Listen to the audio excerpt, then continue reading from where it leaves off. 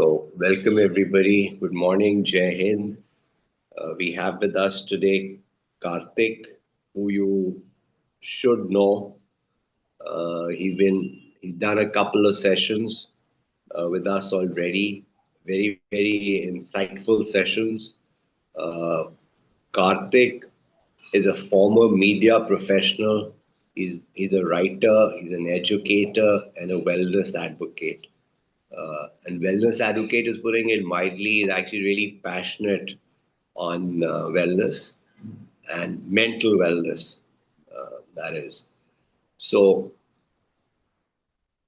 I know last time we were really stretched for time, so I'm not going to take any of the time, Karthik, trying to summarize anything. I'm going to hand it over to you right away. So over to you and go for it. Thank you very much, Jugjeev sir. A very good morning to all of you, and it's wonderful to be back. I think it's fair to say that I got carried away last time, so I have learned from that mistake. And today I'm going to leave you actually with sort of a very, very targeted, focused session. क्योंकि मुझे ये भी लगा that apart from last time's session being too complicated and dense and heavy, I want to also involve you people in a little bit of an activity, which I think will be interesting. जब हम communication skills की बात करते हैं, of course it's a very wide and vast umbrella, which is the other reason why things got a little out of hand. So I felt that maybe a session which focuses specifically on creative writing today as our third and final interaction might be a good idea. Creative writing इसलिए भी because of course writing is comes under that umbrella of communication skills and creative writing की जहाँ तक बात है, a lot of us do encounter it when we're at school at different stages, and it's something that over the years has gained a lot of uh, attention and importance. Now अलग अलग लोगों की अलग अलग परिभाषाएं होती हैं कि क्रिएटिव राइटिंग होती क्या है। मेरी बहुत ही उनसे भी क्रूड और सिंपल परिभाषा है कि किसी भी तरह की राइटिंग को अगर हम क्रिएटिवली और थोड़े इमेजिनेशन के साथ करते हैं, उसे क्रिएटिव राइटिंग कहते हैं। Strictly speaking it refers to fictional writing, जहां हम अपने इमेजिनेशन से कैरेक्टर्स को इन्वेंट करते हैं, उन्हें पर्सनालिटीज देते हैं, एट्रीब्यूट्स देते हैं, क्वालिटीज देते हैं, कॉन्फ्लिक्ट्स देते हैं, और फिर उनके कॉन्फ्लिक्ट्स एक कहानी के सीक्वेंस और प्लॉट के तहत सुलझाने की कोशिश करते हैं। That is strictly speaking creative writing, but creative writing, really speaking, in my view, can be in any shape or form, even in non-fiction writing. जब हम कोई ऐसे लिखते हैं या कोई आर्टिकल लिखते हैं, हमारी कोशिश हमेशा होनी चाहिए कि उसे भी हम जितना क्रिएटिव, इमेजिनेटिव, इनोवेटिव बना सकें, हम बनाएं।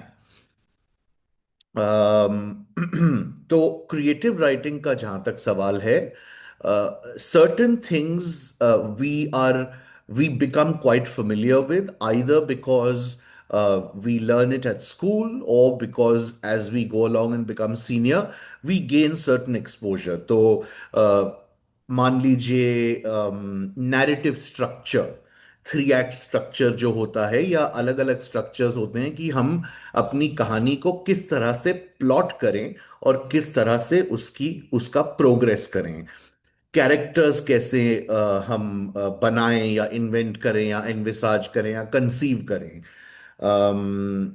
कॉन्फ्लिक्ट्स कैसे हम उनमें डालें कि उनकी जो इंटरनल इमोशनल लैंडस्केप है उसमें क्या स्ट्रगल हो रही है। These are some things that through our studies of literature or directly from our teachers who instruct us on creative writing, we get to know. There are one or two things that we don't necessarily get to know, which are the two things I would like to address today because I think they're of some value. So just give me a second. I will share my presentation, then we'll start.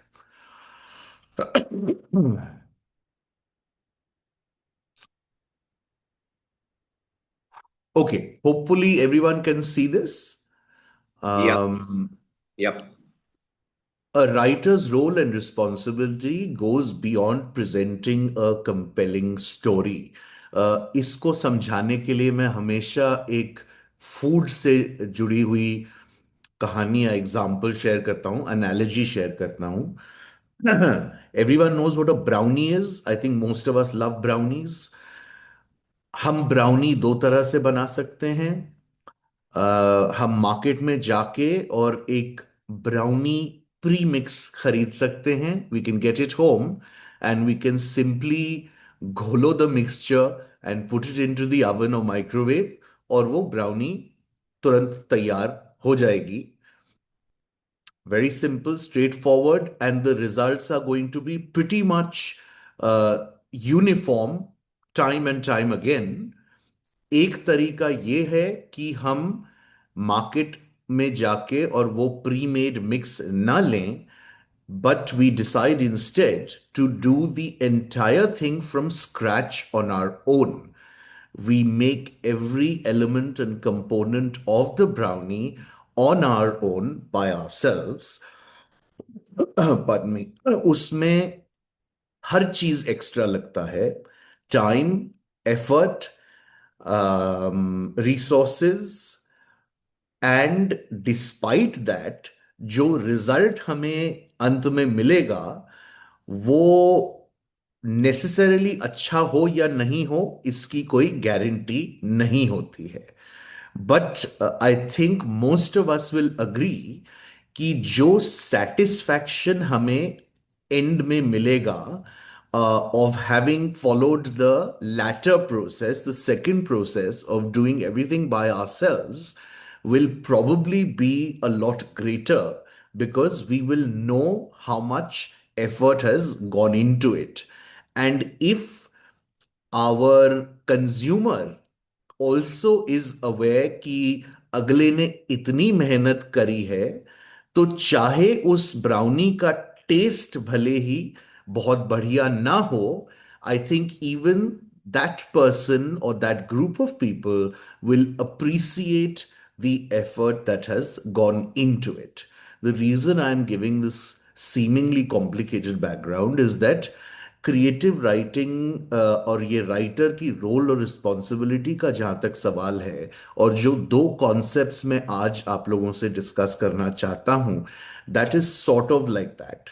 अगर हम अपने reader को हर चीज page पे लिख के spoon feed कर दें और उन्हें ये स्पष्ट रूप से बता दें कि भाई ये ऐसे है और ऐसे है और ऐसे है, तो उनका इन्वेस्टमेंट, उनका इन्वॉल्वमेंट, उनका एक इंटरप्रेटिव पार्ट उस प्रोसेस में बहुत कम हो जाता है या बिल्कुल खत्म ही हो जाता है. And therefore I believe that उनकी उस वजह से उस पर्टिकुलर पीस ऑफ राइटिंग में रुचि भी बहुत कम हो जाती है. And this can be demonstrated very effectively in two specific areas. The first area is a very simple word called mood.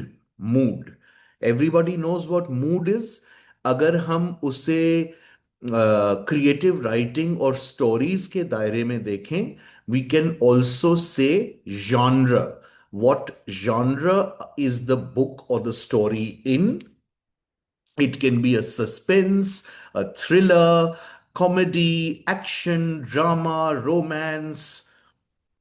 So, in addition to things like story and plot, जो हम कहीं ना कहीं से सीख लेते हैं, मूड एक ऐसी चीज है जो एक राइटर को अच्छे से, सक्सेसफुली, इफेक्टिवली क्रिएट करना चाहिए, because that is the backdrop, that is the atmosphere, that is the environment in which that story is taking place, in which our characters are living, breathing, and existing and carrying on with their lives.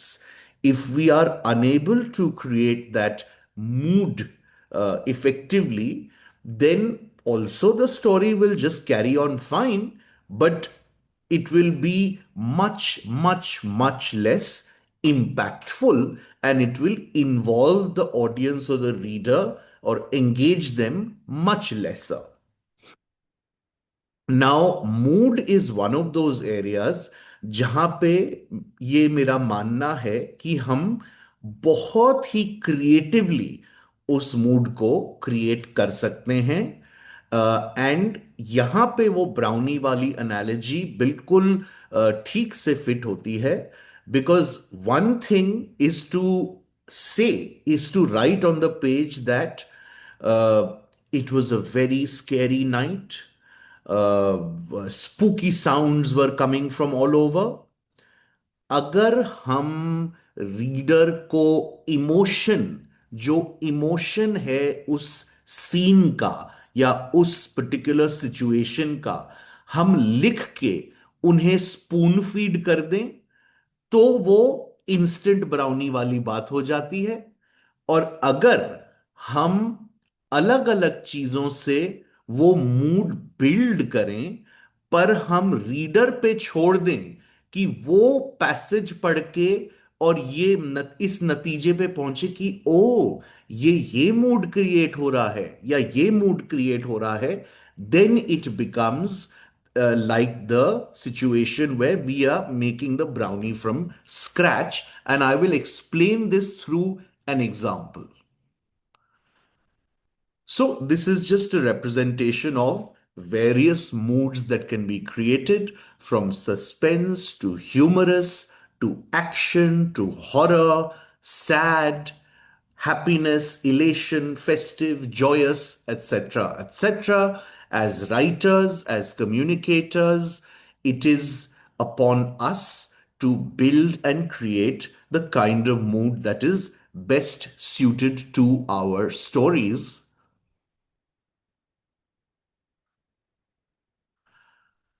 तो ये जो mood creation की मैं बात कर रहा हूं, जो हमें स्पून फीड नहीं करना चाहिए, ये हम कैसे करें? ये हम करेंगे, जो सिचुएशन हमने लिखी है या हम लिखना चाह रहे हैं, उसके अलग अलग एलिमेंट्स यूज करके हम वो मूड क्रिएट कर सकते हैं। Now, in the exercise that give you guys and in the sample that I'm going to share, there is only one rule, but please, please stick to that rule very, very strictly, because that is that one rule जो उसे instant brownie बनने से रोक देगा। कोई भी ऐसा word या सिनोनिम या फ्रेज या एक्सप्रेशन जो उस मूड से रिलेटेड है, वो हमें यूज करना अलाउड ही नहीं है। This is a rule that we apply upon ourselves, that we will not employ any single word or phrase which conveys the mood that we are trying to create. If we are trying to create a horrific or a scary mood, we will not use words such as spooky, eerie, scary, fearful, none of that. And I will show this through an example.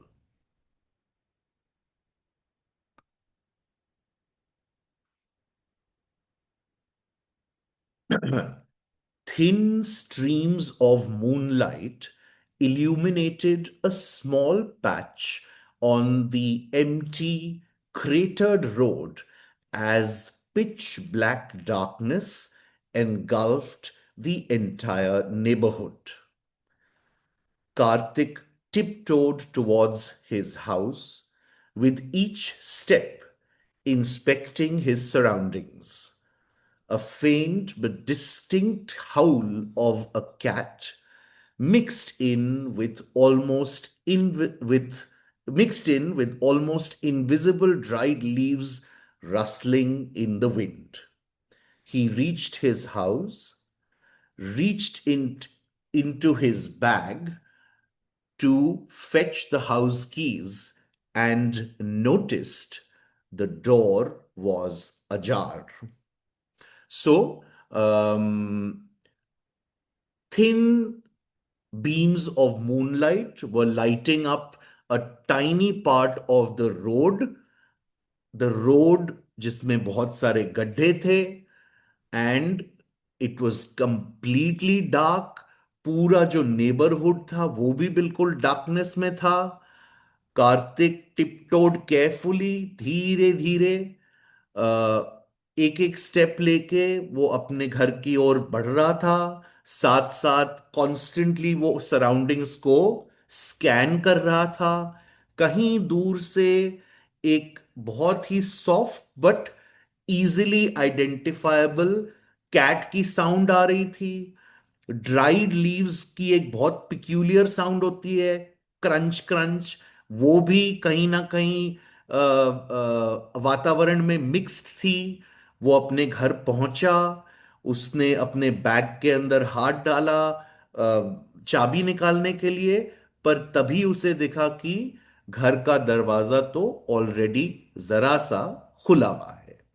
Now, please, I would urge and request all of you कि if you are not convinced that this little passage has created a certain mood, please tell us. If you think it has created a certain mood, what mood is that? Tell us. Anybody?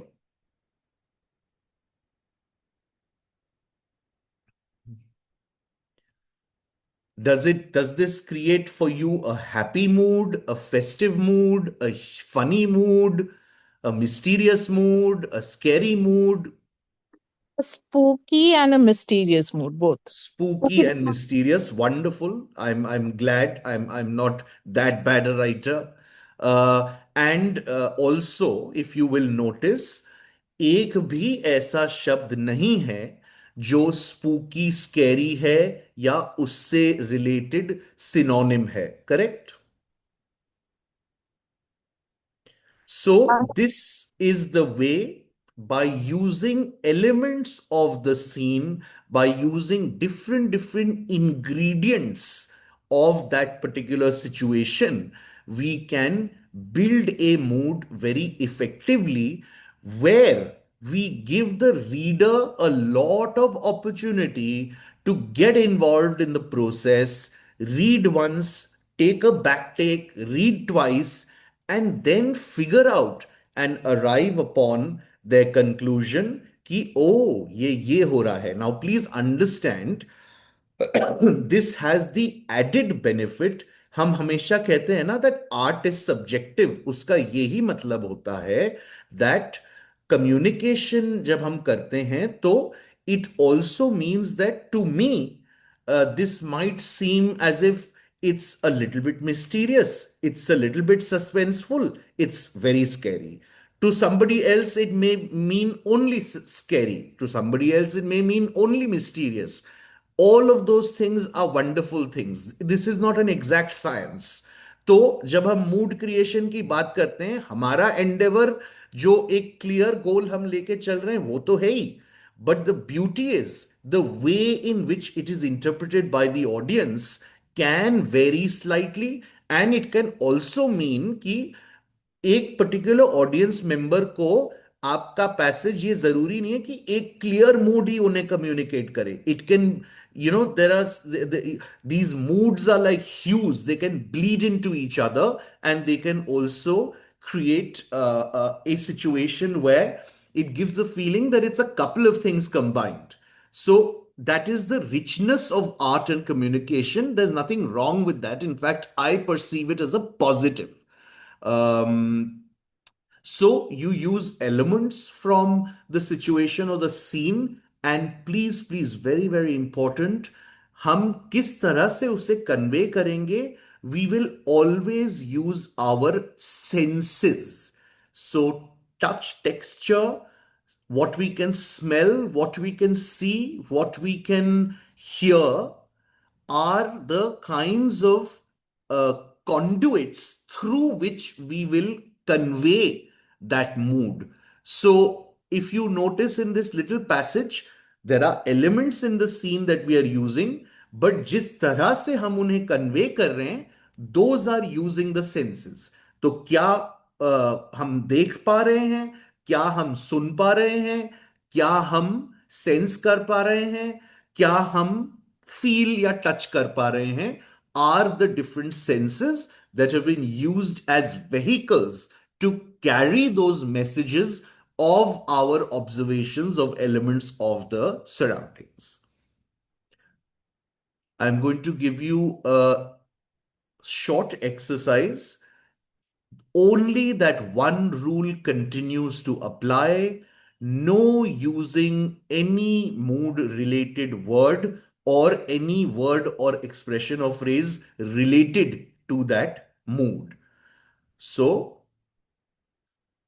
create one paragraph for any one mood. The paragraph must contain one primary character and one primary object and no mood related words. Don't worry, आपको कहानी नहीं लिखनी है.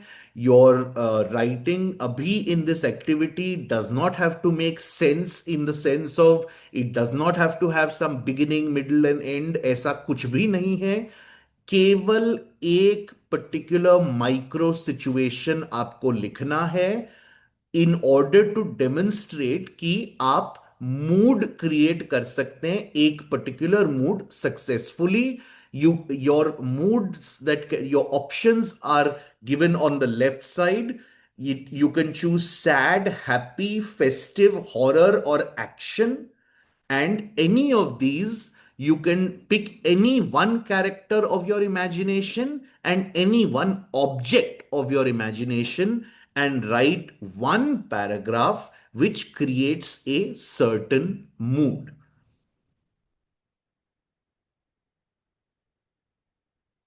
Any doubts, any help, any queries, please ask me. Don't just sit there. कोई भी confusion हो, please पूछ लो या पूछते रहना. Akrit, you wanted to say something? Your hand was raised. No, sir.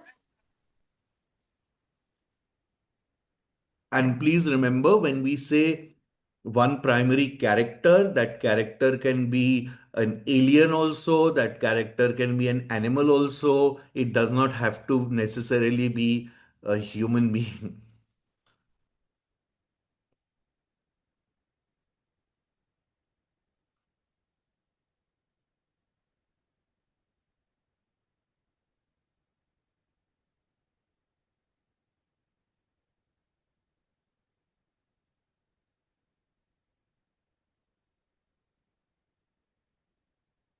All right, so I'm going to give you guys 5-10 minutes with Jugjeev sir's permission. Sir, I will quickly take a loo break and be back.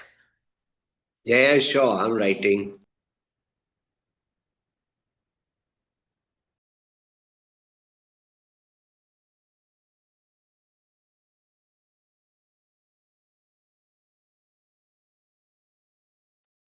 I hope everybody's understood. We are all supposed to write a paragraph based on the instructions Karthik has given us. Huh?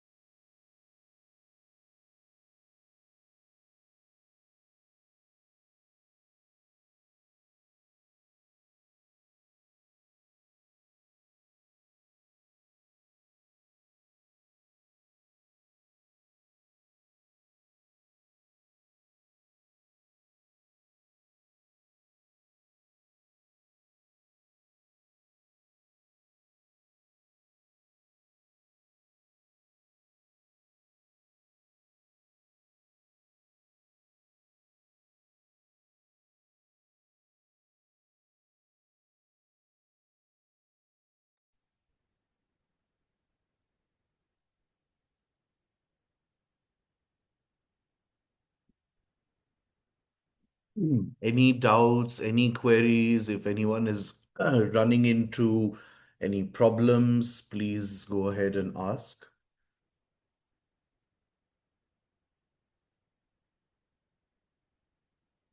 Don't try and write a story that will completely distract you from the exercise itself. This is a very, very एक बहुत छोटी सी ये exercise है, and it's in a very small sort of part of a overall story. So just confine it to one particular incident almost.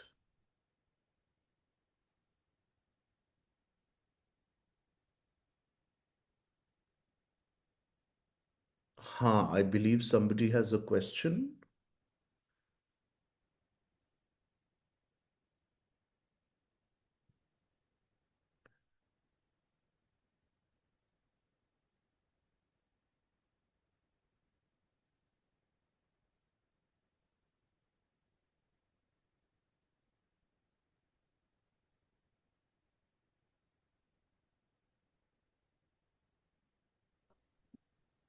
Good morning, sir. Good morning. So my name is Chetna. I'm from Jammu and Kashmir. Wonderful. So I've written a short paragraph. Mhm. I'd like to speak it. Please do. Yeah. So my paragraph is, it is springtime. Megha is playing in the garden. She's wearing her favorite dress. She loves to chase butterflies, and the fragrance of the freshly bloomed flowers make her senses pleasant. She's expecting the arrival of her favorite aunt today from Canada. So that's it. Okay. Now, I'm so sorry. You said your name is? Chetna. Chetna, Yes, sir. that's a lovely little situation that you have depicted. Thank However, I must be honest and say that उसमें इतने सारे शब्द हैं which to me make it quite clear कि there is a very, very positive mood of excitement and expectation. Is that what you are conveying? Yes, sir. Now, And one uh, way of perhaps making this more in line with the activity that was given is because you have used words such as pleasant, loves, yes, sir. which are the specific things that are giving away the mood. What you could do is then completely change the action of this particular situation जहां पे अभी जहां आपने and किया है Yes, उसके sir. बाद you can add one line which has no emotion word but the but what takes place after this is completely unexpected and very, very negative. Okay, Then sir. the Mhm. words that you have used earlier, they don't convey the actual mood that the situation leaves you with. But as of now, where you are ending it, because it remains in that very excited, expectant zone, it's quite Mhm. obvious कि वो एक बहुत ही positive atmosphere की बात हो रही है. I don't know if that makes any sense. Okay, sir. So Hmm. actually, I was thinking that the mood is happy. She's Hmm. happy. Megha Hmm. is happy today. That is what. हाँ बिल्कुल and you've Mhm. conveyed that very effectively and beautifully. It's just that मुझे उसमें as a reader or a listener कुछ guesswork ही नहीं बचा है अच्छा, क्योंकि अच्छा, right, मुझे sir. बिल्कुल सीधे सीधे ये obviously पता लग गया है that this is a lovely mood that's going on. Right, sir. Right, sir. Right? So, Okay. in fact, if I have 2 minutes, I will try and tell you how that could have been written, the same situation without giving away those moods. Uh, in fact, yeah, if you can just hold the next question, that might be worth giving a shot. So just give me 2 minutes. Right, sir.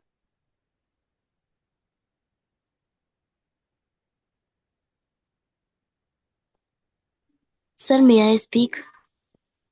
Just 2 minutes.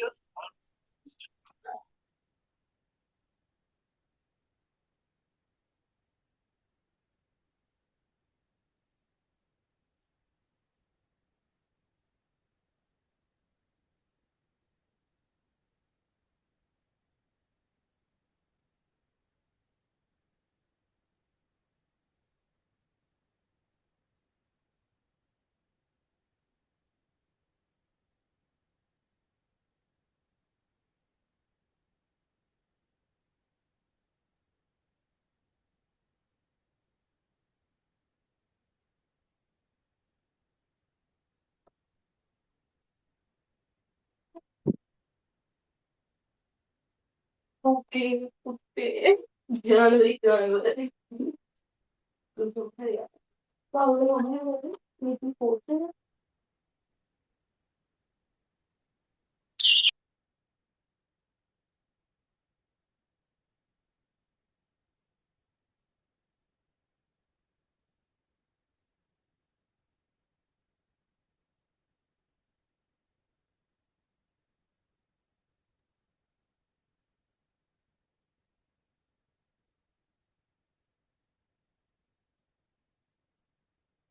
Okay, so Chetna, can you hear me?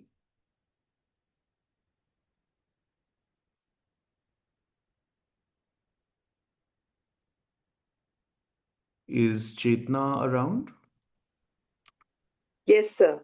Huh. Acha, no, now I'm going to send this in the chat. I hope you are able to see it, as is everybody else. But before I press enter, basically what I have done is मैंने situation same रखी है, पर मैंने जिस तरह से उसे लिखा है उससे उसका मूड बिल्कुल चेंज हो गया है, so that when the aunt arrives and we figure out that it's all happy and good, that comes as a bit of a surprise. So Megha counted hours and minutes that seemed to take eons to pass. She felt as though time stood still.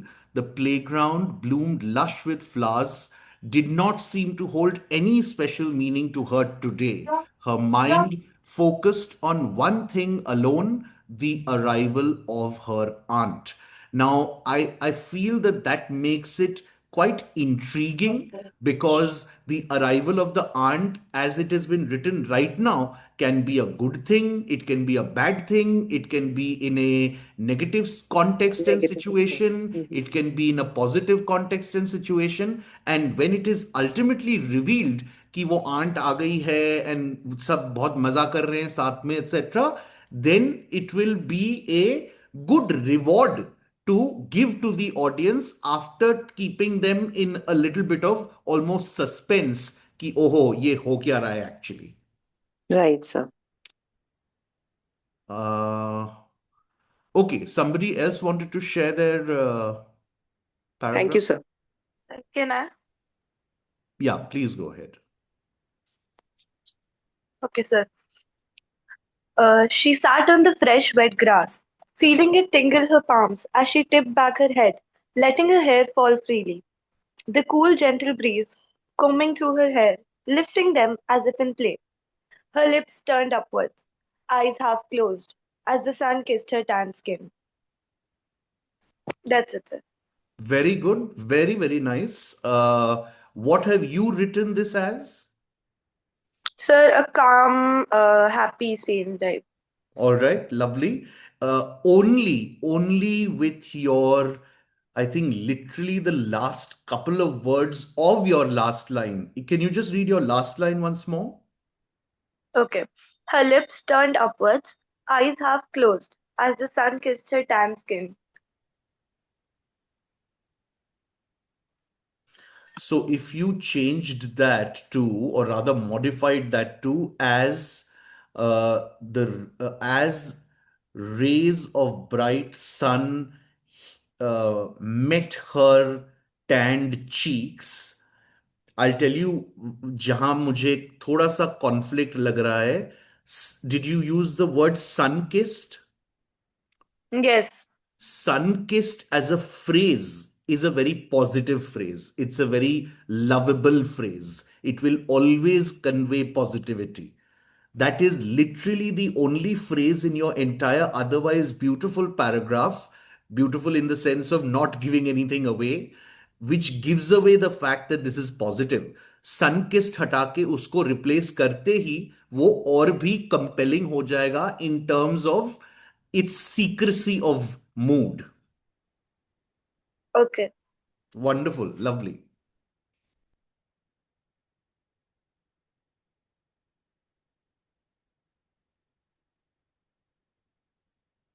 All right. Let's, in the interest of time, then move on. We also Now, have something in the chat. sorry, I'll just have a look. No, it's done. It's done. Acha, okay. No, there's another one. Hang on. Disha had. Ha. Disha, would you like to read it yourself? I have gone to Delhi first time, very long distance from my parents, lived in Chandigarh, how me and my parents were feeling. So, Disha's class 5. Disha, do you want to, do you want me to help you frame this situation या आप क्या exactly पूछना चाह रहे हो? Just clarify that, please. That's how me and my parents feel, or when anything. She's just written this line as a response to Okay, what okay. I've she's in class gone. 5. Ha Okay. ha. Hmm.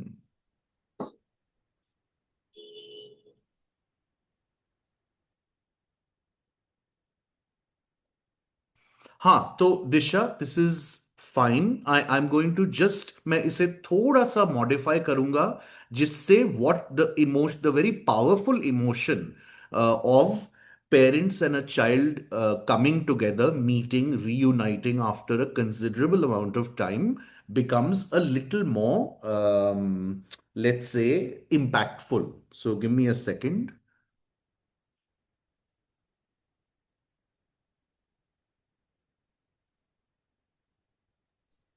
I think she's suggesting that she's gone away from her parents and not meeting.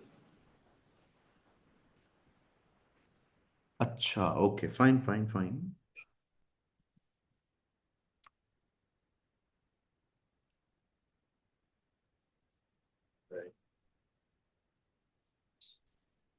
Beginning of every term in school, Karthik.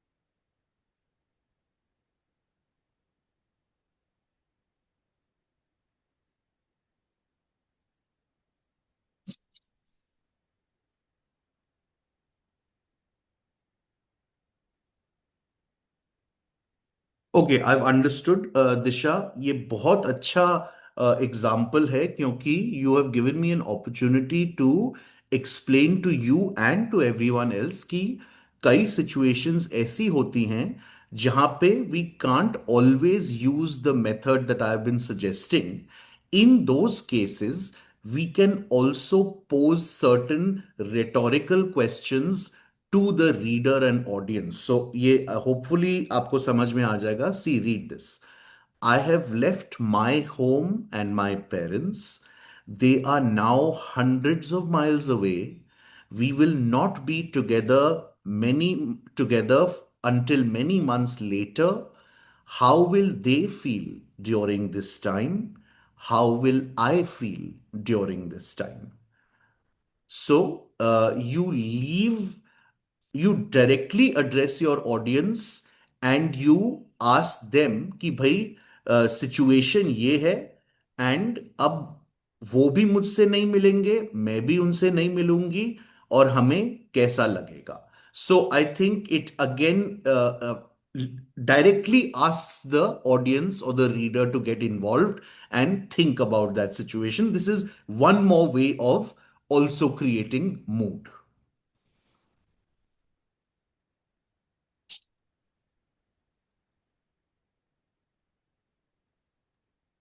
Okay. Okay, sir. All right. Now, a similar kind of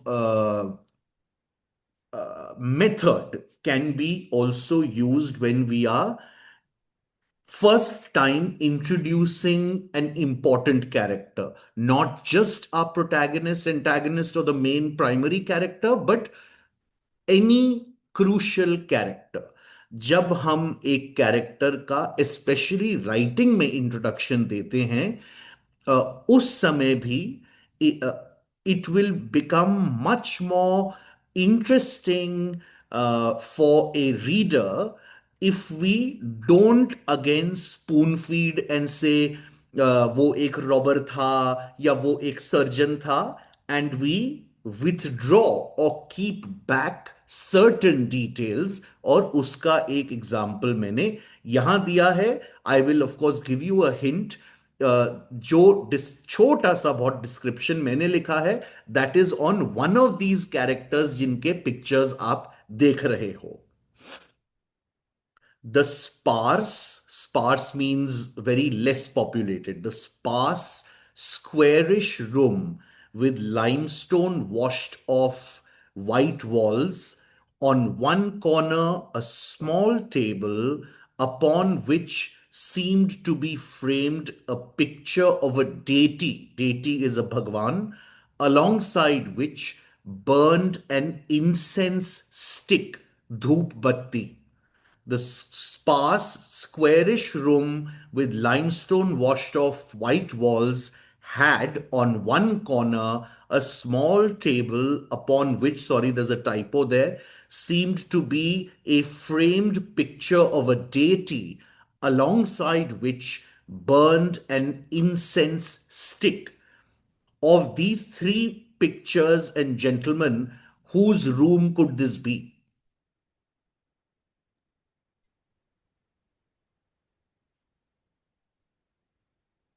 any guesses? भगवान की photo, धूप बत्ती? It's a priest. Yes, it's the priest. Thank God. Okay, so similar method is being used. हाँ, हम ये जरूर कर सकते हैं कि यहाँ पे it becomes a bit tricky अगर हम उस कैरेक्टर की बात आइसोलेशन में करने लगें। So to put that character in a context, which means that it can be in their workplace, in their home in a particular room, in their car, कोई ऐसा कॉन्टेक्स्ट जिसका डिस्क्रिप्शन देने के द्वारा हम उस कैरेक्टर के बारे में हमारी ऑडियंस को या रीडर को बता सकें, is a wonderful way of making a character introduction, which again becomes interesting and solicits the participation and involvement of the reader. Instead of saying there was a 50-year-old priest who went to the temple every morning, those details are important. They will come. But why start with them? Let's start with something which involves and engages and hooks the reader, and then we can supply the more basic information to them. So, again, as a quick exercise, choose any character, and by any character I would advise you कि आप एक character, जो भी character choose करेंगे, उसका एक specific occupation या profession आपके दिमाग में आपको डिसाइड करना चाहिए, and using that characters bedroom, और उस बेडरूम में क्या क्या पाया जाएगा उसके बारे में लिख के try to create a character introduction from which उसको पढ़ के या सुन के we can immediately say, oh अच्छा अच्छा, so your character is a teacher, or your character is a lawyer, or your character is a doctor. Essay. Chalo, let's take 5 minutes and do this. Just one or two sentences.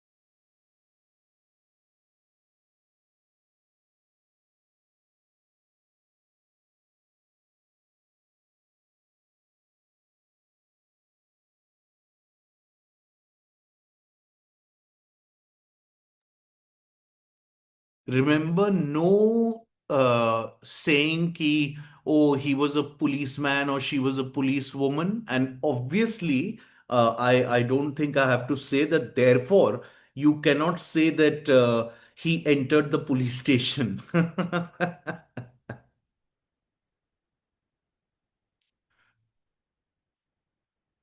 Which is also why we suggest to take a neutral context, such as a bedroom.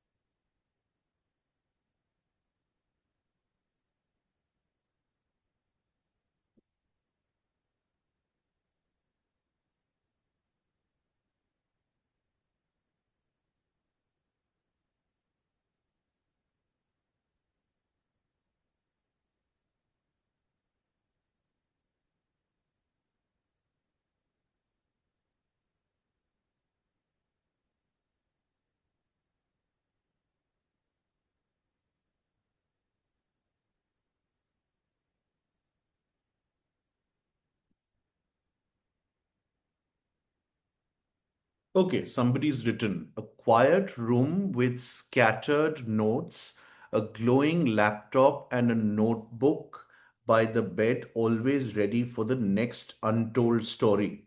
Wonderful. Would anyone like to guess?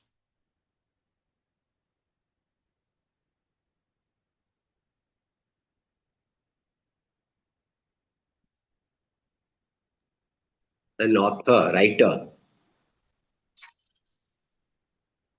Akanksha? No, sir, it is not an author. It's what? Uh, It's not an author, okay. Okay. Is it a detective or a journalist?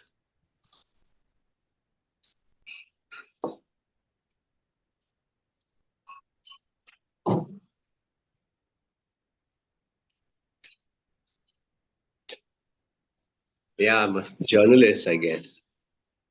Could be. Okay, then there's another one. They always seem to know secrets no one else does. Their words twist and turn, leaving people unsure what's true and what's not. That's cool. Anybody wants to guess? My guess would be some kind of a Jyotishi.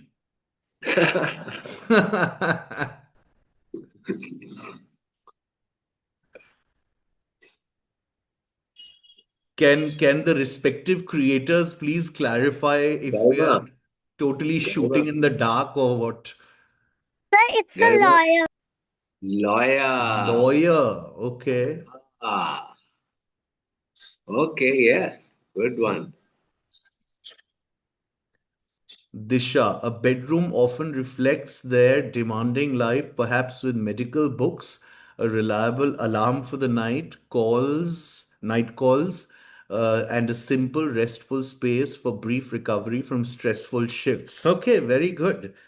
Yeah, doctor. Yeah. Yep. All right. So while You're people are not a nurse. sending Yeah. in, Nurse, maybe.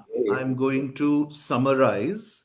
There are a couple of specific takeaways that I would like to discuss. जब भी आप action कोई scene या कोई situation लिख रहे हैं, it really helps to write short multiple sentences, because please understand that the pace, the speed, the urgency, the very fast passage of action, things and time that we want to convey is hugely assisted and aided by those short crisp sentences, which almost sort of mirror the pace of the action that's going on. अगर हम ये बोलना चाहें कि एक robbery हो रही है या एक चेस चल रही है जिसमें पुलिस चोर का पीछा कर रही है, if we wrote, and the police got into their car while the robber got into his, and he started driving and made a left turn, and they followed him and made the same left turn, as opposed to robber pressed the accelerator, made a left, police ran after him, reach the light, blah blah. So if you use this staccato kind of very short crisp sentences in a chronological sequence, that really helps to convey action and that feeling. And of course, spoon feeding the reader each bit of information, especially जो character और जो situation में भी जो एक inherent embedded emotion या feeling होता है, why give it to them on a platter, थाली में मत परोसो, let's sort of communicate it in a slightly indirect and more creative manner. And sort of just to sum it up, and I think this is something I've mentioned in previous sessions also, अपनी country में unfortunately बहुत ज्यादा, ये मेरी निजी राय है, that there is a unhealthy obsession with vocabulary. If we end up using really flowery language, then very few people will understand us. That really defeats the purpose of communication in the first place.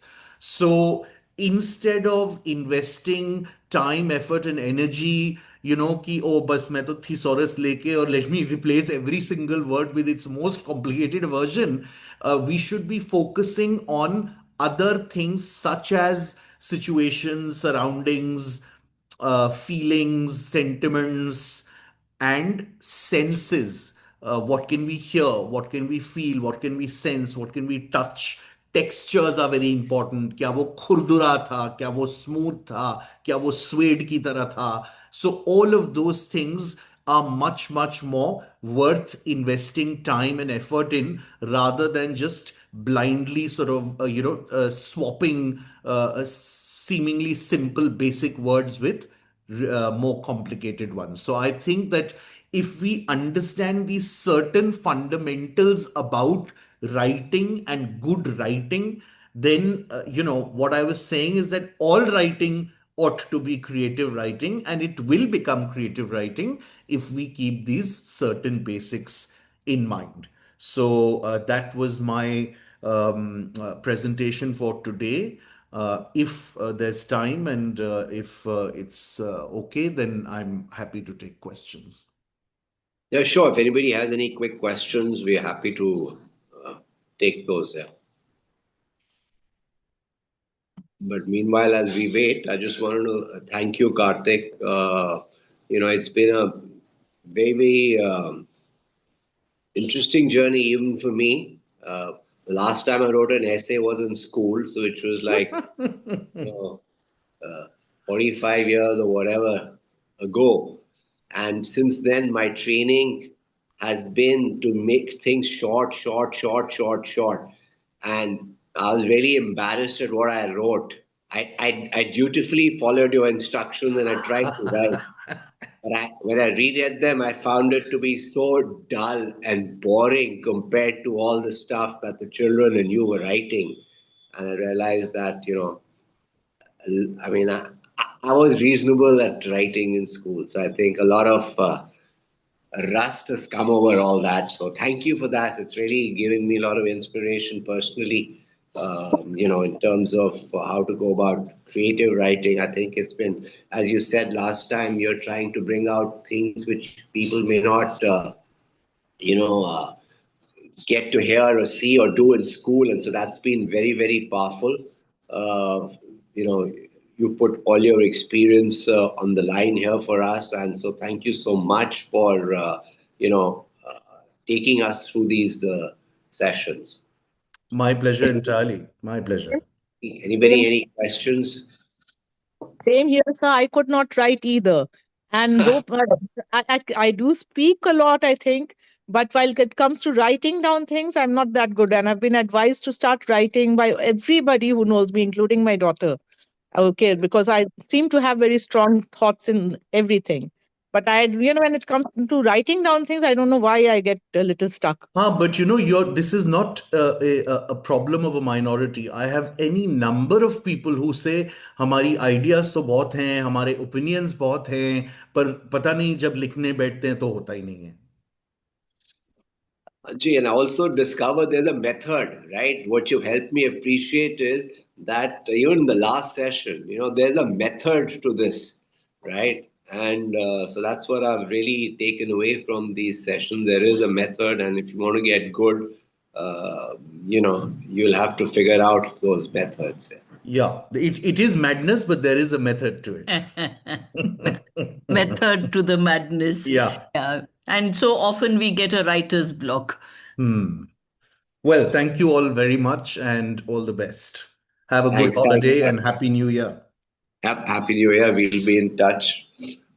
Brinda ma'am, welcome. And over to you. I think Thank you.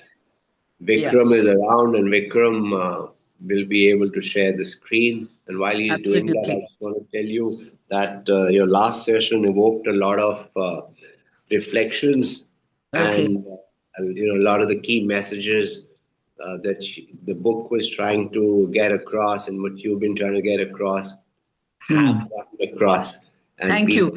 There was a little bit of a bungling of time last session, but I managed to still come and speak with the children. Yeah. No, Sia did a good job of starting it off before you got in, and I really loved the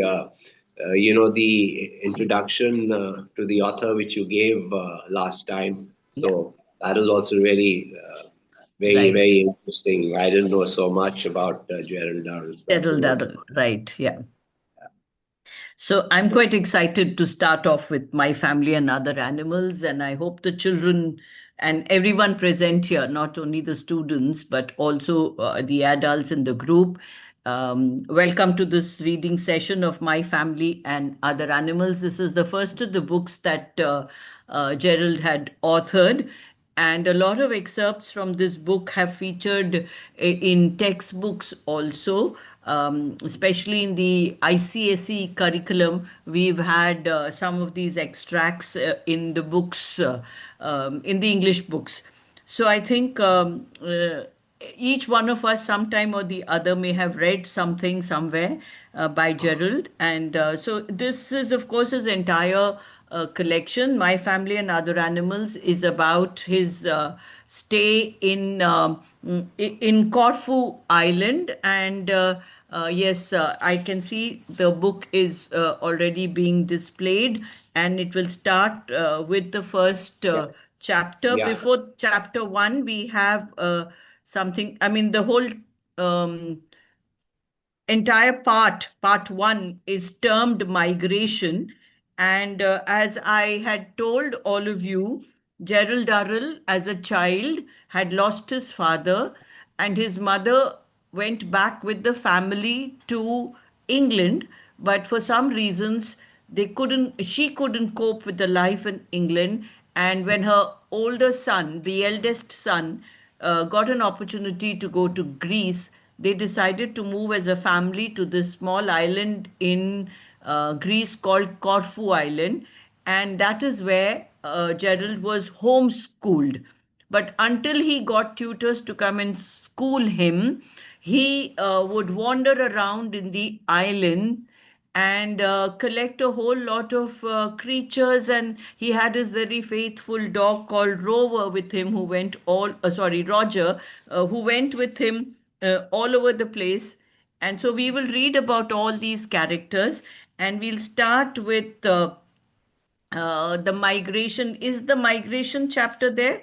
That's just an introduction to the entire chapter. So before we go to the unsuspected isle, if we can get to migration. Yeah. Yes, the migration.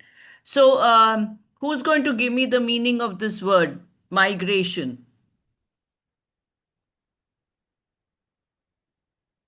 Is there anybody here who would like to give me the meaning of the word migration? Yes, Myra?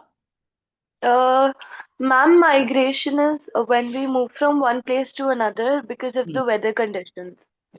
Yeah, birds do that because of the weather condition, but human beings migrate for various reasons, right? It could be economic, it could be just because they don't want to stay in a certain place and they want to go to another place. So it could be for various reasons. All right, great. So this chapter is called Migration. I have already told you that Gerald's family migrated from England to Greece. Okay. So let's start with this, and let's read along. July had been blown out like a candle by a biting wind that ushered in a leaden August sky. A sharp, stinging drizzle fell, billowing into opaque grey sheets when the wind caught it. Along the Bournemouth seafront, the beach huts turned blank wooden faces towards a grainy grey, froth chained sea that leapt eagerly at the cement bulwark of the shore. The gulls had been tumbled inland over the town, and they now drifted above the housetops on taut wings, whining peevishly. It was the sort of weather calculated to try anyone's endurance. I know there are a few difficult words, but we will understand them as we read it along. So he's basically describing the weather as they were traveling. Considered as a group, my family was not a very prepossessing sight that afternoon, for the weather had brought with it the usual selection of ills to which we were prone. For me, lying on the floor, labeling my collection of shells, it had brought catarrh, pouring it into my skull like cement, so that I was forced to breathe stertorously through open mouth. Now, you understand what that is? When you have a very heavy cold and you can't breathe properly and you make these sounds as you're breathing, that's the kind of breathing that he's talking about. He's talking about breathing stertorously. Okay? For my brother Leslie, hunched dark and glowering by the fire, it had inflamed the convolutions of his ears so that they bled delicately but persistently. To my sister Margot, it had delivered a fresh dappling of acne spots to a face that was already blotched like a red veil. For my mother, there was a rich, bubbling cold and a twinge of rheumatism to season it. Only my eldest brother Larry was untouched, but it was sufficient that he was irritated by our failings. It was Larry, of course, who started it. The rest of us felt too apathetic to think of anything except our own ills. But Larry was designed by Providence to go through life like a small blonde firework, exploding ideas in other people's minds, and then curling up with a cat like unctuousness and refusing to take any blame for the consequences. He had become increasingly irritable as the afternoon wore on. At length, glancing moodily around the room, he decided to attack Mother as being the obvious cause of the trouble.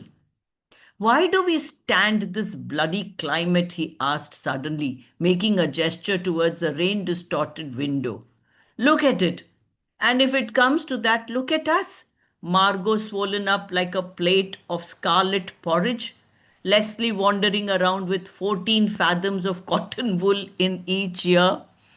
Jerry sounds as though he's had a cleft palate from birth, and look at you. You're looking more decrepit and hag-ridden every day. So there's children, you must understand there's a lot of humor and very typical British humor at that in the whole book. You'll find that as we go along, even in his descriptions of animals and places, there's a lot of humor. Vikram, I've lost the page. Thank you. Mother peered over the top of a large volume entitled Easy Recipes from Rajputana. So, what was Mother reading? She was reading this book called Easy Recipes from Rajputana. Indeed, I'm not, she said indignantly.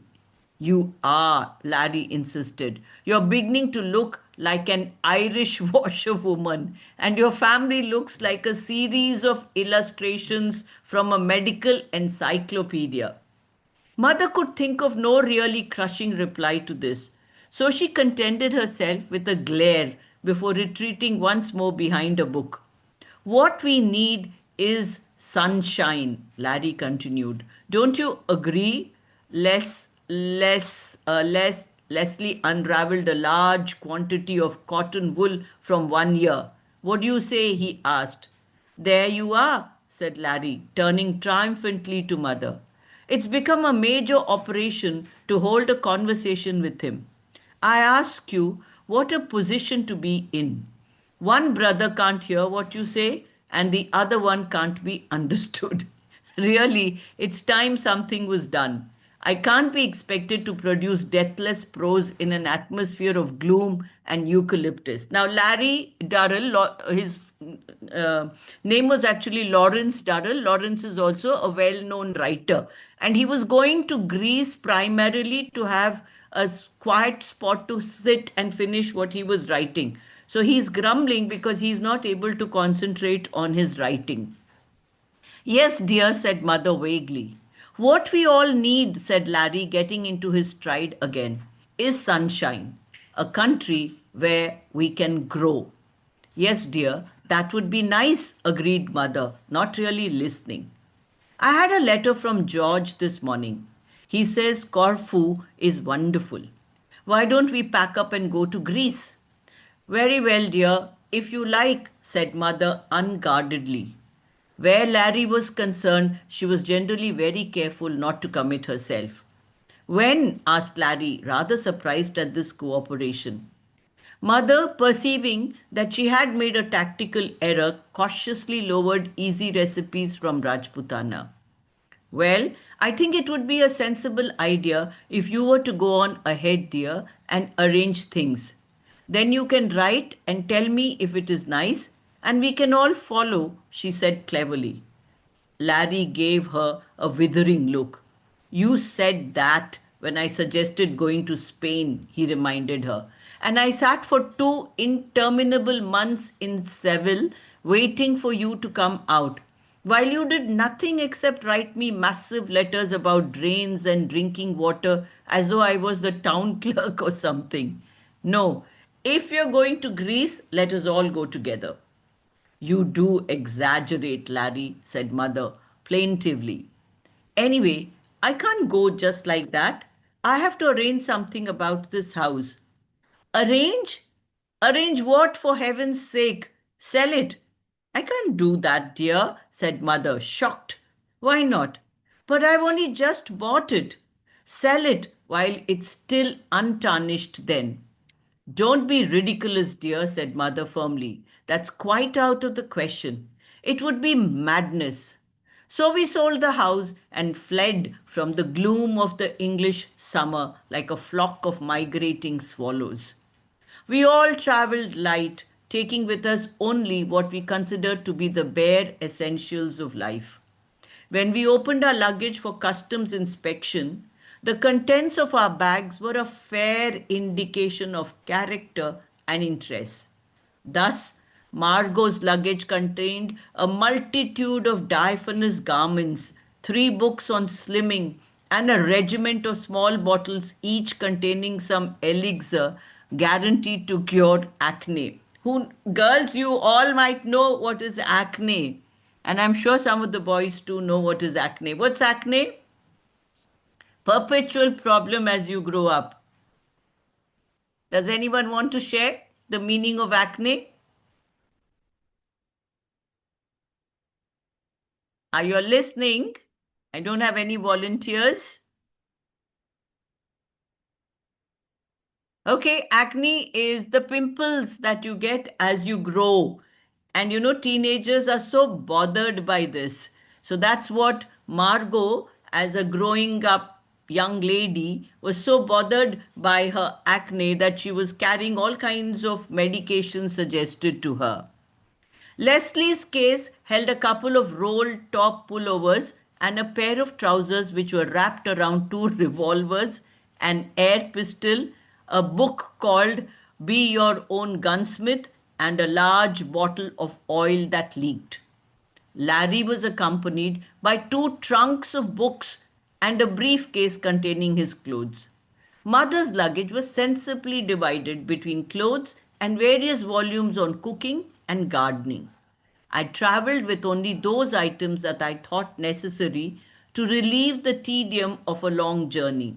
4 books on natural history, a butterfly net, a dog, and a jam jar full of caterpillars, all in imminent danger of turning into chrysalids.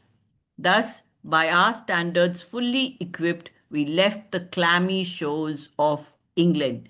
So, children, you just had a session on writing and making your writing interesting. Now, if you look at this, without telling us what each one of his family members was interested in directly, Gerald has given us such a lovely insight into what each of his brothers and sister and his mother were interested in. He has told us by just telling us the things that they were carrying what their interest is. So this is the way you make your writing really, really interesting. And I would like you to keep paying attention to the way he describes things. Very soon we will be reading about the house that they go into Corfu, and I would like you to pay special attention to the descriptions that he uses, the phrases that he uses, and that, along with knowing about the place, will also help us to improve our own language, right?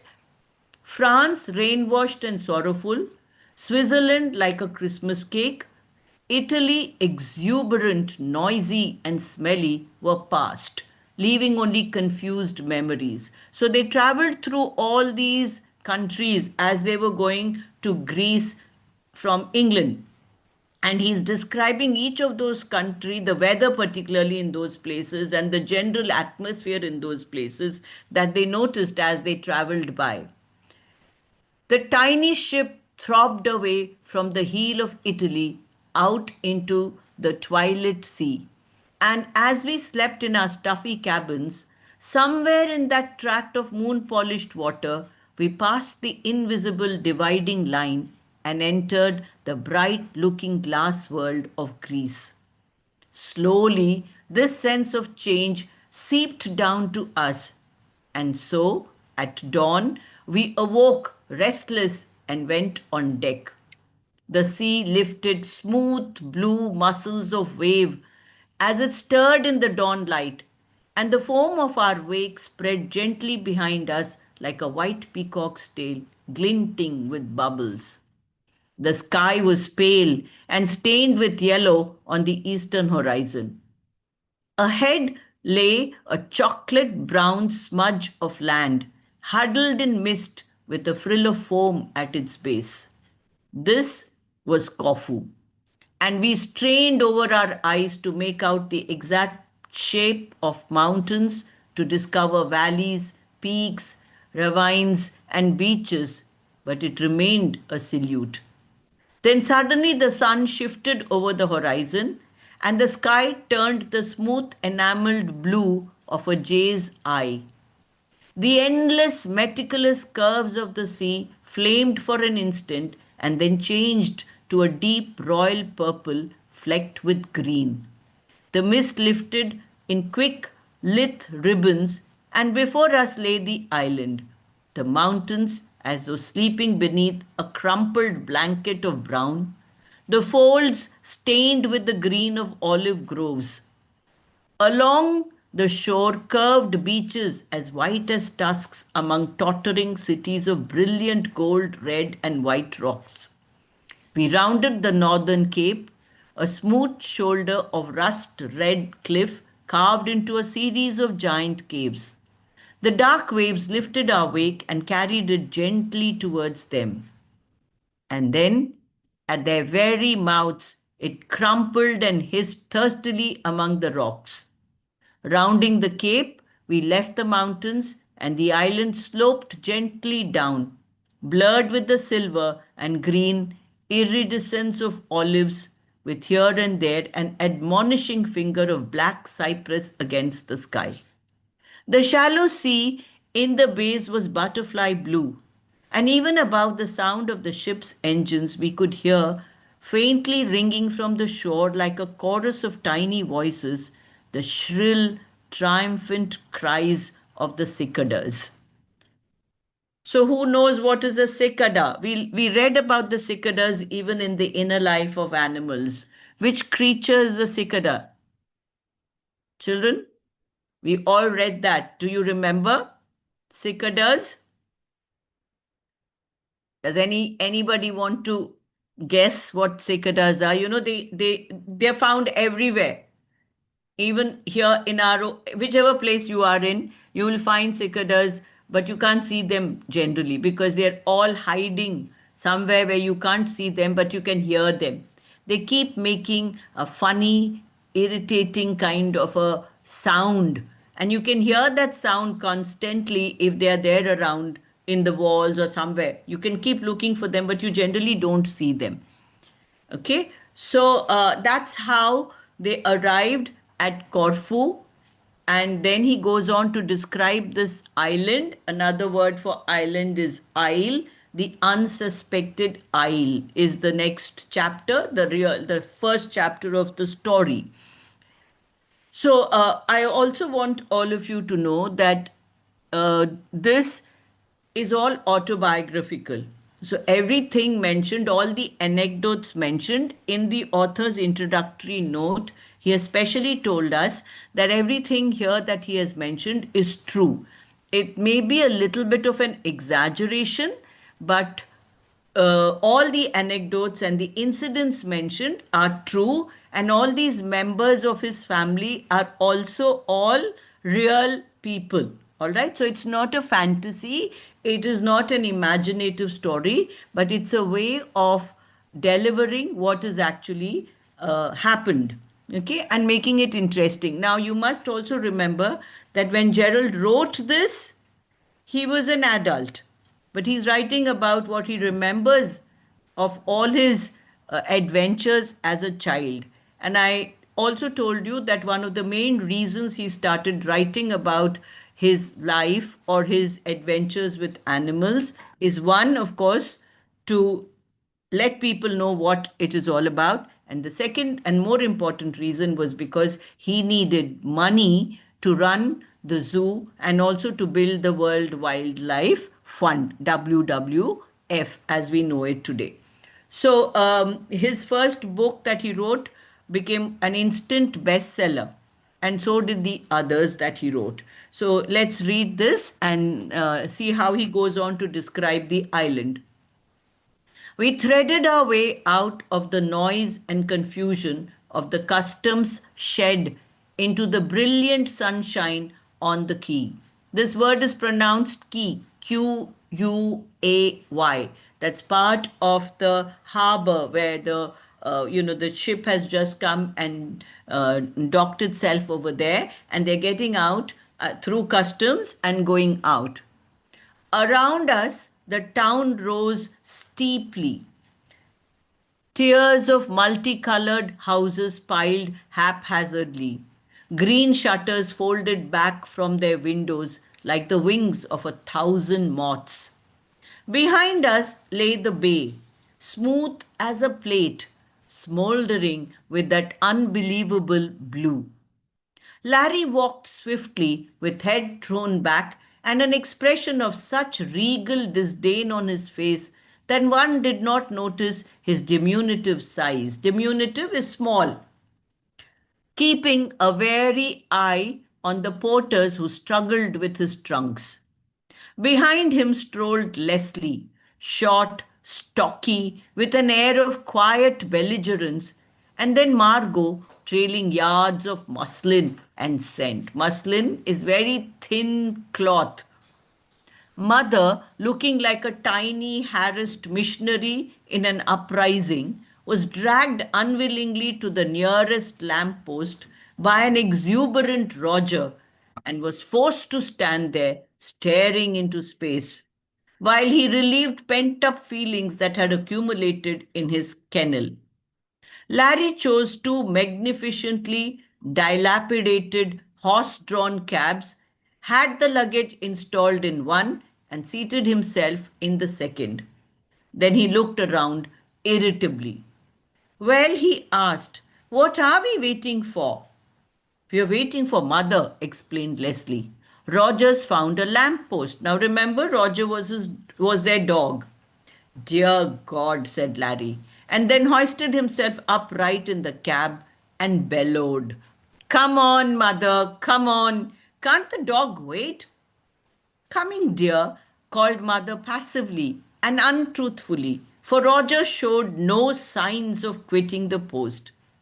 That dog's been a damned nuisance all the way, said Larry. Don't be so impatient, said Margot indignantly. The dog can't help it. And anyway, we had to wait an hour in Naples for you. My stomach was out of order, explained Larry coldly. Well, presumably his stomach is out of order, said Margot triumphantly. It's 6 of one and a dozen of the other. You mean half a dozen of the other. Whatever I mean, it's the same thing. At this moment, Mother arrived, slightly dishevelled, and we had to turn our attentions to the task of getting Roger into the cab. He had never been in such a vehicle and treated it with suspicion. Eventually, we had to lift him bodily and hurl him inside, yelping frantically, and then pile in breathlessly after him and hold him down. The horse, frightened by this activity, broke into a shambling trot and we ended in a tangled heap on the floor of the cab with Roger moaning loudly underneath us. What an entry, said Larry bitterly. I had hoped to give an impression of gracious majesty, and this is what happens. We arrive in town like a troop of medieval tumblers. Don't keep on, dear, said Mother soothingly, straightening her hat. We'll soon be at the hotel. So our cab clopped and jingled its way into the town, while we sat on the horsehair seats and tried to muster the appearance of gracious majesty that Larry required. Roger, wrapped in Leslie's powerful grasp, lolled his head over the side of the vehicle and rolled his eyes as though at his last gasp. Then we rattled past an alleyway in which our four scruffy mongrels were lying in the sun. Mongrels are dogs, generally stray, unlooked after dogs. Roger stiffened, glared at them, and let forth a torrent of deep barks. The mongrels were immediately galvanized into activity, and they sped after the cab, yapping vociferously. Our pose was irretrievably shattered, for it took two people to restrain the raving Roger, while the rest of us leaned out of the cab and made wild gestures with magazines and books at the pursuing horde. This only had the effect of exciting them still further, and at each alleyway we passed their numbers increased, until by the time we were rolling down the main thoroughfare of the town, there were some 24 dogs swirling about our wheels, almost hysterical with anger. Why doesn't somebody do something? Asked Larry, raising his voice above the uproar. This is like a scene from Uncle Tom's Cabin. Why don't you do something instead of criticizing? Snapped Leslie, who was locked in combat with Roger. Larry promptly rose to his feet, snatched the whip from our astonished driver's hand, made a wild sweep at the herd of dogs, missed them, and caught Leslie across the back of the neck. What the hell do you think you're playing at? Leslie snarled, twisting a scarlet and angry face towards Larry. Accident, explained Larry airily. I'm out of practice. It's so long since I used a horsewhip. Well, watch what you're bloody well doing, said Leslie loudly and belligerently.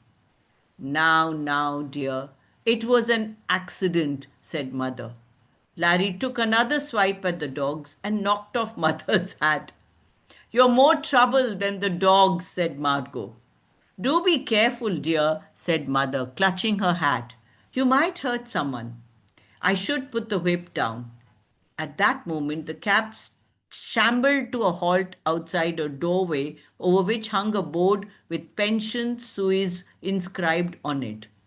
The dogs, feeling that they were at last going to get to grips with this effeminate black canine who rode in cabs, surrounded us in a solid, panting wedge.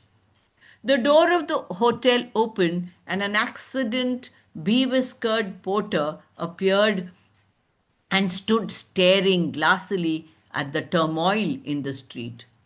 The difficulties of getting Roger out of the cab and into the hotel were considerable, for he was a heavy dog, and it took the combined efforts of the family to lift, carry, and restrain him.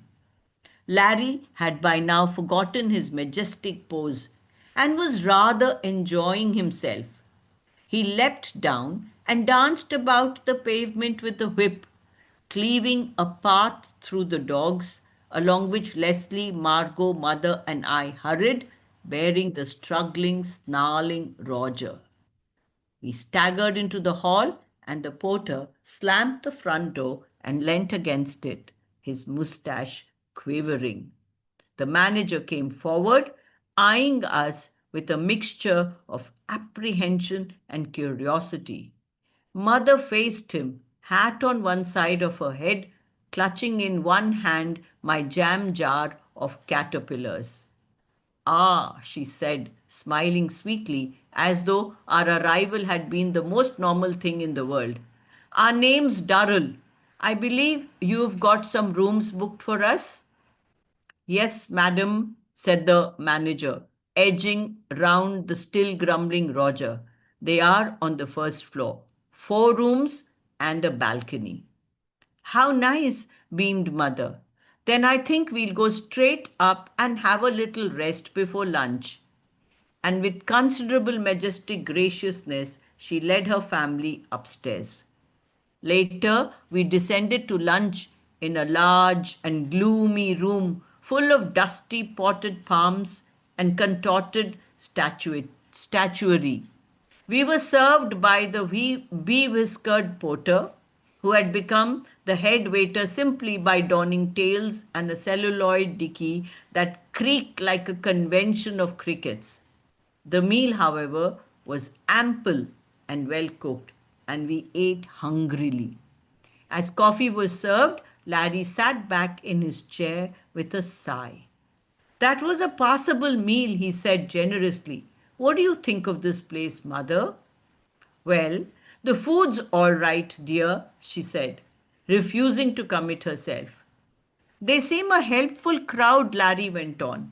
The manager himself shifted my bed nearer the window. He wasn't very helpful when I asked for paper, said Leslie. Paper? Asked Mother. What did you want paper for? For the lavatory. There wasn't any in there, explained Leslie. Shh, not at the table, whispered Mother. You obviously don't look, said Margot in a clear and penetrating voice. They've got a little box full by the pan. Margot, dear, exclaimed Mother, horrified. What's the matter? Didn't you see the little box? Larry gave a snort of laughter. Owing to somewhat eccentric plumbing system of the town, he explained to Margot kindly, that little box is provided for debris, as it were, when you have finished communing with nature. Margot's face turned scarlet with a mixture of embarrassment and disgust. You mean that was, my God, I might have caught some foul disease, she wailed, and bursting into tears fled from the dining room. Most insanitary, said Mother severely. It really is a disgusting way to do things, quite apart from the mistakes one can make. I should think there's danger of getting typhoid. Mistakes wouldn't happen if they had organized things properly, Leslie pointed out, returning to his original complaint. Yes, dear, but I don't think we ought to discuss it now. The best thing we can do is to find a house as soon as possible before we all go down with something. Upstairs, Margot was in a state of semi-nudity, splashing disinfectant all over herself in quantities, and Mother spent an exhausting afternoon being forced to examine her at intervals for the symptoms of the diseases which Margot felt sure she was hatching. It was unfortunate for Mother's peace of mind that the pension Suisse happened to be situated in the road leading to the local cemetery. As we sat on our small balcony overhanging the street, an apparently endless succession of funerals passed beneath us. The inhabitants of Corfu obviously believed that the best part of a bereavement was the funeral, for each seemed more ornate than the last. Cabs decorated with yards of purple and black crepe were drawn by horses so enveloped in plumes and canopies that it was wonderful they could move. 6 or 7 of these cabs containing the mourners in full and uninhibited grief preceded the corpse itself. This came on another cart-like vehicle and was ensconced in a coffin so large and lush that it looked more like an enormous birthday cake. Some were white with purple, black, and scarlet and deep blue decorations. Others were gleaming black with complicated filigrees of gold and silver twining abundantly over them and glittering brass handles. I'd never seen anything so colorful and attractive. This, I decided, was really the way to die. With shrouded horses, acres of flowers, and a horde of most satisfactorily grief-stricken relatives. I hung over the balcony rail watching the coffins pass beneath, absorbed and fascinated. As each funeral passed, and the sounds of mourning and the clopping of hoofs died away in the distance, Mother became more and more agitated. I'm sure it is an epidemic, she exclaimed at last, peering down nervously into the street. What's an epidemic, children? You all know what an epidemic is, and why did Mother feel there was an epidemic? Let's have a little bit of a pause from the reading. Is anyone ready to answer what is an epidemic? A natural disaster? No, really, Akansha, it's not a disaster. What is an epidemic? You should know about the word epidemic because we spoke about an epidemic so much during the COVID years. So, what's an epidemic? I've given you a hint. Anyone wants to take a guess here? COVID Today, was epidemic, like ma'am said. So, how soon was it spreading? That's a hint that I would like to yes, give. yes. How many people were affected? India and abroad. It was more so abroad than in India, but how many people were affected? Very quiet today. I think today the students are very quiet. Anyone who wants to guess what it means? Meenakshi ma'am has given you a hint. Very big hint, right? So anyway, let's just get to the point. So an epidemic is a disease that spreads very, very fast. So mother thought that there was an epidemic. Why did she think it was an epidemic? Can anyone guess? Why did Gerald's mother think that probably there is an epidemic? What was happening that they were watching, that Jerry was fascinated by? Hello, children. Akansha, Akrit, would you like to answer? Myra. Who else is here? Mandeep. Who would like to answer?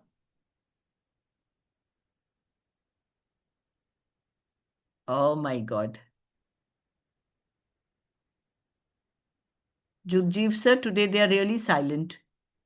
Are they Yeah, there? Because we can't see them also.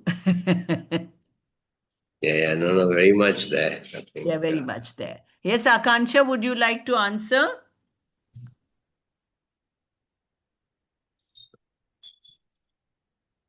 Yeah. Or Anjali, Aryan, who's there?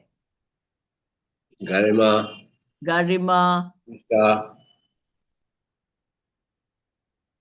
What was happening? What were they looking at? Ma'am, my mic isn't working. Why don't you just type it like you've just typed this message to us, Mandeep? You can type in your chat and we'll be able to see it. Okay. Let's see what you understood from all this reading that we've done because I need to know that you all are following. Okay, we wait for Mandeep's response. In the meanwhile, if someone else wants to chat there and put the wants to type the answer in the chat box, please do that.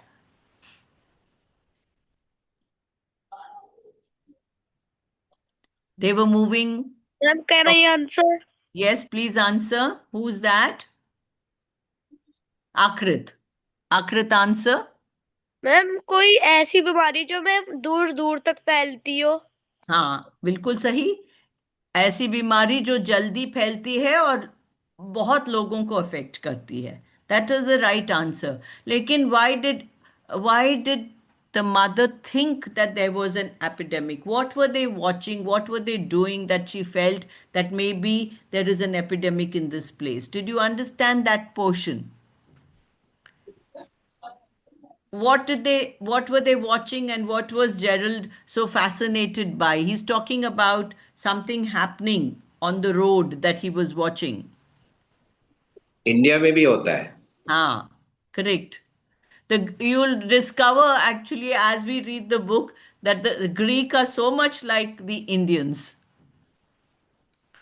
So children, if you will have to pay a little more attention as we read, and where you don't understand something, you should put your hand up so we can discuss it. Yes, Akansha.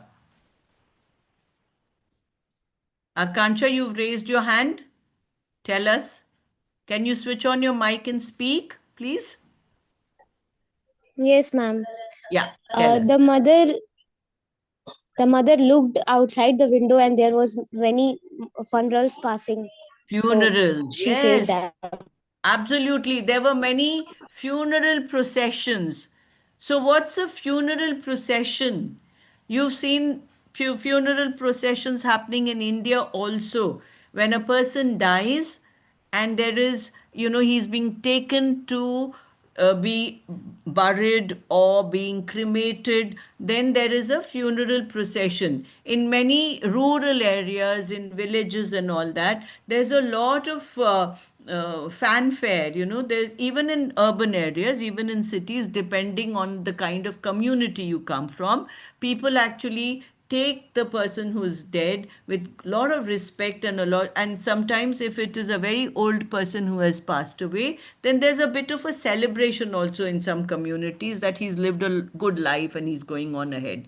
So now there were so many funerals that they watched, and Gerald was so fascinated by the way they had decorated all these coaches in which the coffins of these dead people were being carried, that he was fascinated by them. And when they looked out of the window and saw this, his mother thought that there is something the matter. Certainly there is an epidemic, and that is why they're going in this manner, one after the other. But Larry said, "Nonsense, mother, don't fuss." But, dear, so many of them, it is unnatural. There is nothing unnatural about dying. People do it all the time. Yes, but they don't die like flies unless there is something wrong. Perhaps they save them up and bury them in a bunch, suggested Leslie callously. Don't be silly, said Mother. I'm sure it's something to do with the drains. It can't be healthy for people to have those sort of arrangements. My God, said Margot. Then I suppose I'll get it. No, no, dear, it doesn't follow, said Mother vaguely. It might be something that is not catching. I don't see how you can have an epidemic unless it is something catching, Leslie remarked logically. Anyway, said Mother, refusing to be drawn into any medical arguments, I think we ought to find out. Can't you ring up the health authorities, Larry? There probably aren't any health authorities here, Larry pointed out. And even if there were, I doubt if they would tell me. Well, Mother said with determination, there's nothing for it. We'll have to move. We must get out of the town. We must find a house in the country at once. Okay, so town and country. You know the difference, children? Town and country. So, town is an urban area, a city area, and the countryside is on the outskirts or more towards like the village side. So the mother says we should move out of the town, we should go and live in the countryside. The next morning, we started on our house hunt, accompanied by Mr. Beeler, the hotel guide. He was a fat little man with cringing eyes and sweat polished jowls. He was quite sprightly when we set off, but then he did not know what was in store for him. No one who has not been house hunting with my mother can possibly imagine it. We drove around the island in a cloud of dust while Mr. Beeler showed us villa after villa in a bewildering selection of sizes, colors, and situations, and mother shook her head firmly at them all. At last, we contemplated the 10th and the final villa on Mr. Beller's list, and mother had shaken her head once again. Brokenly, Mr. Beeler seated himself on the stairs and mopped his face with his handkerchief. Madam Durrell, he said at last, I have shown you every villa I know. Yet you do not want any, madam. What is it that you require? What is the matter with these villas? Mother regarded him with astonishment. Didn't you notice? She asked. None of them had a bathroom. Mr. Beeler stared at mother with bulging eyes. But, madam, he wailed in genuine anguish, what for you want a bathroom? Have you not got the sea? We returned in silence to the hotel. So, children, I told you that there is so much humor in the book that, and Gerald has a way of bringing out this humor, but it's subtle. So you have to be very watchful, and you'll, as we read it along, I'm sure you'll catch the humor in all these pages. Should we continue, Mr. Jugjeev sir? Yeah, we are almost done with this chapter. We should finish Almost it. done. I will finish the chapter. By the following morning, mother had decided that we would hire a car and go out house hunting on our own. She was convinced that somewhere on the island there lurked a villa with a bathroom. We did not share mother's belief, and so it was a slightly irritable and argumentative group that she herded down to the taxi rank in the main square. The taxi drivers, perceiving our innocent appearance, scrambled from inside their cars and flocked around us like vultures, each trying to outshout his compatriots. Their voices grew louder and louder. Their eyes flashed. They clutched each other's arms and ground their teeth at one another. And then they laid hold of us as though they would tear us apart. Actually, we were being treated to the mildest of mild altercations. But we were not used to the Greek temperament, and to us it looked as though we were in danger of our lives. Can't you do something, Larry? Mother squeaked, disentangling herself with difficulty from the grasp of a large driver. Tell them you will report them to the British Council, suggested Larry, raising his voice above the noise. Don't be silly, dear, said Mother breathlessly. Just explain what we don't understand. Margot, simpering, stepped into the breach. We English, she yelled at the gesticulating drivers. We no understand Greek. If that man pushes me again, I'll poke him in the eye, said Leslie, his face flushed red. Now, dear, panted Mother, still struggling with the driver who was propelling her vigorously towards his car. I don't think they mean any harm. At that moment, everyone was startled into silence by a voice that rumbled out above the uproar. A deep, rich, vibrant voice, the sort of voice you would expect a volcano to have. Hoy, roared the voice. Wise don'ts use have someone's who can talks your own language? Turning, we saw an ancient Dodge parked by the curb, and behind the wheel sat a short, barrel bodied individual with ham like hands and a great, leathery, scowling face surmounted by a jauntily tilted peaked cap. He opened the door of the car, surged out onto the pavement, and waddled across to us. Then he stopped, scowling even more ferociously, and surveyed the group of silent cab drivers. Them's been worrying yous? He asked Mother. No, said Mother untruthfully. It was just that we had difficulty in understanding them. Yous wants someone's who can talks your language, repeated the new arrival. Them's bastards, if yous will excuses the words, would swindles their own mothers. Excuses me a minute and I'll fix thems. He turned on the drivers a blast of Greek that almost swept them off their feet. Aggrieved, gesticulating, angry, they were herded back to their cars by this extraordinary man. Having given them a final and it appeared derogatory blast of Greek, he turned to us again. Where's you wants to goes? He asked almost truculently. Can you take us to look for a villa? Asked Larry. Sure, I'll take yous anywheres Just Use says, "We are looking," said Mother firmly, "for a villa with a bathroom. Do you know of one?" The man brooded like a great sun-tanned gargoyle, his black eyebrows twisted into a knot of thoughtfulness. "Bathrooms," he said. "Use wants a bathrooms." "None of the ones we have seen so far had them," said. Please scroll up. Said Mother. "Oh, I knows a villa with a bathrooms," said the man. "I was wondering if it was going to be big enough for yous." "Will you take us to look at it, please?" asked Mother. "Sure, I'll takes yous." Gets into the cars. We climbed into the spacious car, and our driver hoisted his bulk behind the steering wheel and engaged his gears with a terrifying sound.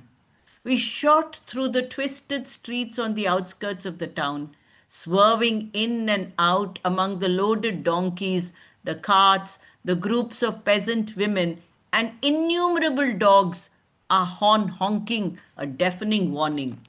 During this, our driver seized the opportunity to engage us in conversation. Each time he addressed us, he would crane his massive head round to see our reactions, and the car would swoop back and forth across the road like a drunken swallow. "Use English?" Thought so. English always wants bathrooms. I gets a bathroom in my house. Spiro's my name. Spyro Hakiapolis. Theys alls calls me Spyro Americano on accounts I lives in America. Yes, spent 8 years in Chicago. That's where I learnt my goods English. When's there to make monies? Then after 8 years, I says, "Spyros," I says, "use maids enough." So's I comes back to Greece, brings this car, best on this island. No one else gets a car like this. All the English tourists knows me. Theys all asks for me when theys comes here. Theys knows theys won't be swindled. I likes the English, best kinds of people. Honest to God's, if I wasn't Greek, I'd likes to be English. We sped down a white road covered in a thick layer of silky dust that rose in a boiling cloud behind us. A road lined with prickly pears like a fence of green plates, each cleverly balanced on another's edges, and splashed with knobs of scarlet fruit.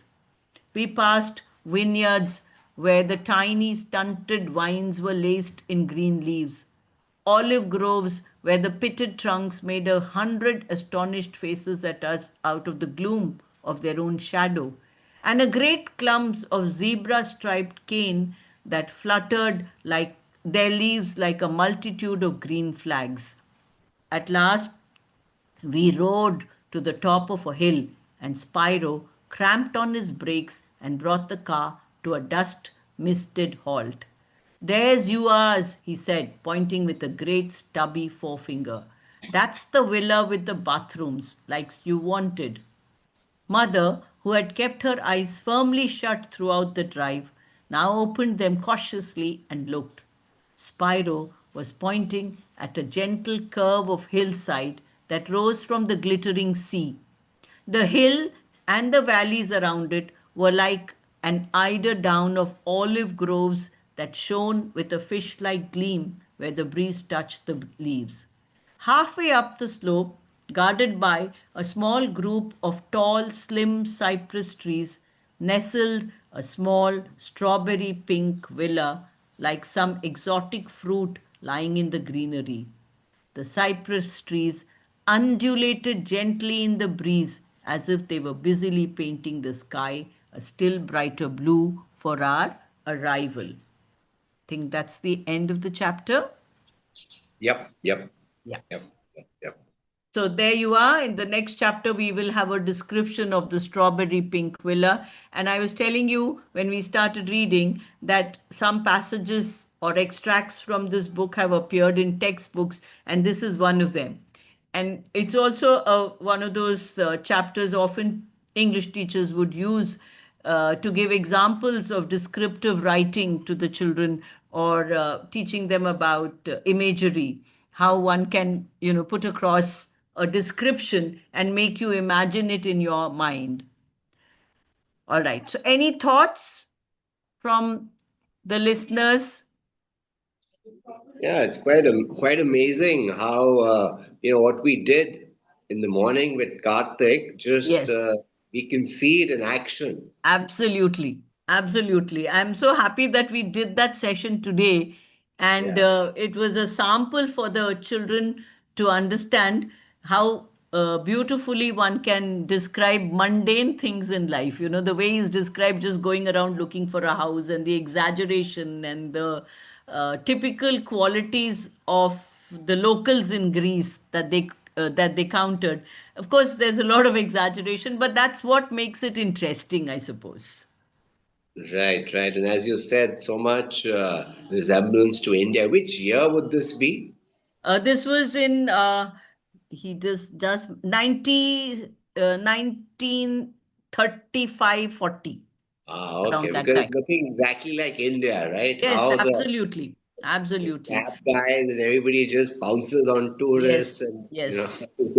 It's still like that today, at least in India.